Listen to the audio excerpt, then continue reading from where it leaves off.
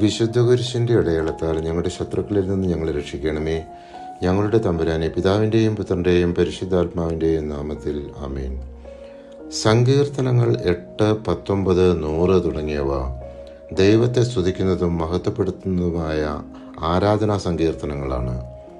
സങ്കീർത്തനങ്ങൾ 51, 86, 130 എന്നിവ ദുഃഖത്തിൽ, ഭയത്തിൽ, പാപബോധത്തിൽ ദൈവത്തെ വിളിക്കുന്നതും ആശ്വാസം തേടുന്നതുമായ പ്രാർത്ഥനാ സങ്കീർത്തനങ്ങളാണ്.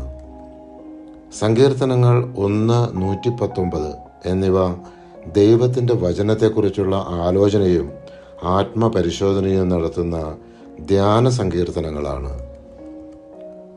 സങ്കീർത്തനങ്ങൾ 2, 22, 110 എന്നിവയിൽ യേശുവിൻ്റെ വരവും രാജ്യത്വവും സൂചിപ്പിക്കുന്ന പ്രവചനാത്മക മിശിഹായിക സങ്കീർത്തനങ്ങളാണ്. സങ്കീർത്തനങ്ങൾ 30, 103, 136 എന്നിവ ദൈവം നൽകിയ രക്ഷയ്ക്കും അനുഗ്രഹങ്ങൾക്കും നന്ദി അറിയിക്കുന്ന സങ്കീർത്തനങ്ങളിൽ ഉൾപ്പെടുന്നു. ഓരോ സങ്കീർത്തനവും ദൈവത്തോടുള്ള വ്യക്തിഗത ബന്ധം വളർത്തുന്നു. ആരാധനയുടെ ഭാഷയും ഹൃദയത്തിൻ്റെ നിലയും പഠിപ്പിക്കുന്നു. വിശ്വാസിയുടെ ആത്മീയ യാത്രയിൽ ആശ്വാസവും ശക്തിയും നൽകുന്നു.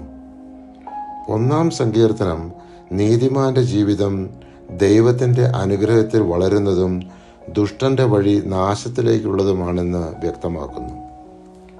രാജാക്കന്മാരും ജാതികളും ദൈവത്തിനെതിരെ പൊരുതുമ്പോൾ ദൈവം തൻ്റെ അഭിഷിക്തനായ മിശിഹായെ സിംഹാസനത്തിൽ ഇരുത്തും എന്നും ദൈവഭക്തിയോടെ ജീവിക്കണമെന്നുമാണ് 2 സങ്കീർത്തനം ആഹ്വാനം ചെയ്യുന്നത്.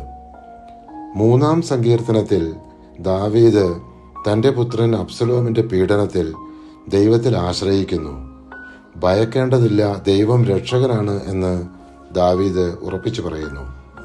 ഞാൻ ശാന്തമായി കിടന്നുറങ്ങുന്നു, ഉണർന്നെഴുന്നേൽക്കുന്നു, എന്തെന്നാൽ ഞാൻ കർത്താവിൻ്റെ കരങ്ങളിലാണ്.